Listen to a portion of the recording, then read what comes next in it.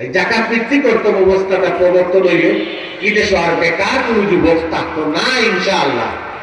এই দেশের কোনো মানুষ আর গরিব থাকতো না, কোনো মানুষের আর সঙ্গে চাপ করতে চলাফেরা করা লাগতো না। এবার ওই কল্যাণ রাষ্ট্রটা আমরা প্রতিষ্ঠা করার লাগি আজ আপনারা সামনে আইসে আমরা গোলাপ করি বাইরে হল।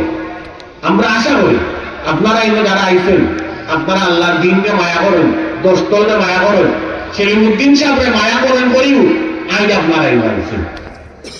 তাই আমি আপনার কাছে বিনীতভাবে অনুরোধ করব আপনারা আল্লাহর বাস্তে কি বছর আমরা সেলিমুদ্দিন ভাইকে দাঁড়িয়ে পারলাম দোস্তলীয় প্রার্থী হিসাবে আপনার বুকটা পয়লা আপনি দিলেই তো আল্লাহর উপরে ভরসা করি। আমরা এই আশা করতে করতাম পারিনি আপনারা রয়েছে আর বেশি আশা করতে করতাম পারি এর পাতা আপনার